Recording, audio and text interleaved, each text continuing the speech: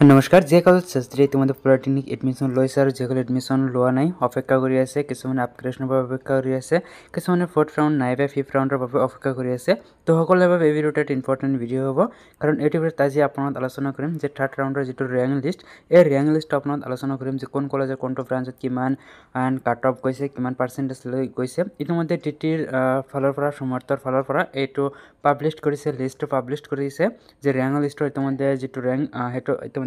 declare কৰিছে publish কৰিছে ডিসপ্লেত তো আপোনালোকে এটা চাব পাৰিব তো গোটেইখিনি আপোনালোকক জনাম যে কোনটো কলেজৰ কোনটো ব্ৰাঞ্চত কিমান কাট অফ গৈছে জেনাৰেল এসসি ওবিসি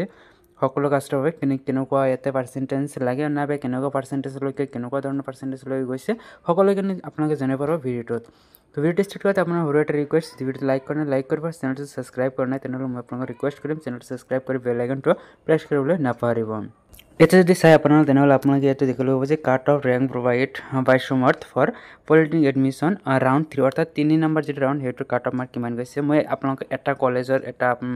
ব্ৰাঞ্চৰ এটা কাষ্টৰ পৰা আপোনালোকে দেখম বাকি আপোনালোকে যিবোৰ প্ৰিফাৰেন্স দিছে হেবৰ প্ৰিফাৰেন্স আপোনালোকে এটো মিলাই ল'ব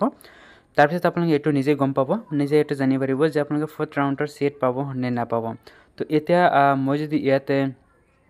এটা কলেজ লও এটা ধৰি লৈছো মই ইয়াতে লাস্ট অফ অল এটা কলেজ আমি ইয়াতে লম লাস্ট ধৰি লৈছে ইয়াতে উদালগুৰি সব উদালগুৰি যেটো আছে এটো যদি আমি সিভিল টু বাছি লও সিভিল টু সব প্ৰথম দিছ EWS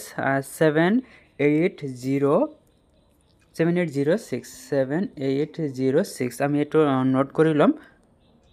এটো আমি লিলো সিভিলত আমি EWS লৈছে এতিয়া আমি লম আনৰিজাৰ্ভড কিমান গৈছে এটো আমি চাম আনৰিজাৰ্ভড কিমান গৈছে আনৰিজাৰ্ভড চালে আপোনালোকে এটো বুজি পাব আনৰিজাৰ্ভড কিমান গৈছে 5928 আমি এটা লম 5928 বুলি আমি এটা নোট কৰিম ইয়াৰ পিছত আমি এটো চাম যে ইয়াতে কিমান মাৰ্ক বা নাইবা কিমান পাৰ্সেন্টেজ লৈকে গৈছে এতে এটো স্বৰূপে আমি কি কৰিব লাগিব আমাৰ যেটো ৰ্যাঙ্ক লিষ্ট আছে আমি ৰ্যাঙ্ক লিষ্টটো এতে উলিয়াব লাগিব এতে আমি ৰ্যাঙ্ক লিষ্ট উলিয়াই লৈছো এতিয়া আমি চাম জেনাৰেল EWS ৰ কিমান কাট অফ ইয়াতে আছে অৰ্থাৎ ৰ্যাঙ্ক যেটো আছে এই ৰ্যাঙ্কত কিমান কাট অফ গৈছে 7806 আমি এটা 7000 ৰ গড় লৈ যাম এতিয়া আমি যেটো উদালগুৰি সিভিল চাইছিলো EWS তো ইয়াতে আমি এটো চাম ৰ্যাঙ্কত কিমান আছে 7806 যদি চাও তেনেহলে আমি ইয়াতে চাম 53.5 অৰ্থাৎ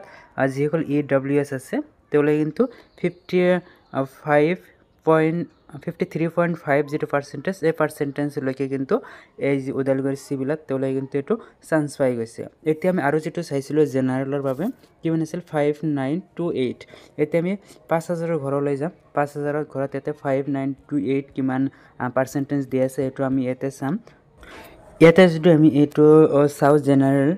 জেনারেল যেটো সিভিল এটো 5928 আছে আমি এতে 5928 যদি চাও তেনেহলে কিমান 59.5% যদি কোনোবাই পাইছে জেনাৰেলৰ তেতেও কিন্তু ইয়াতে সিভিলৰ চান্স পাই গৈছে কোনটো কলেজত উদালগুৰি কলেজত এতিয়া আপুনি এটো বাছি লব আপুনি কোন কলেজত কোন অন্টো ব্ৰাঞ্চত আপুনি প্ৰিফাৰেন্স দিছে হেতুত কিমান ইয়াতে পাৰ্সেন্টেজ লৈকে আহিছে ৰ্যাঙ্ক অনুযায়ী প্ৰথম আপোনালোকে ৰ্যাঙ্কটো উলিয়াব ৰ্যাঙ্ক লিষ্টৰ পৰা তাৰ পিছত আপোনালোকে এটো আপোনালোকে পাৰ্সেন্টেজটো উলিয়াব লাগিব তো ইয়াতে আপোনালোকে এটো মিলাব লাগিব যে আপোনাৰ কোনটো কলেজত কোনটো ব্ৰাঞ্চত আপুনি দিছে আৰু সেই কলেজৰ সেই ব্ৰাঞ্চত আপুনি নিজৰ কাষ্ট অনুযায়ী কিমান ৰ্যাঙ্ক লৈ আহিছে তাৰ পিছত সেই ৰ্যাঙ্কটো চাই আপোনালোকে পাৰ্সেন্টেজটো উলিয়াই লব যে আপোনাৰ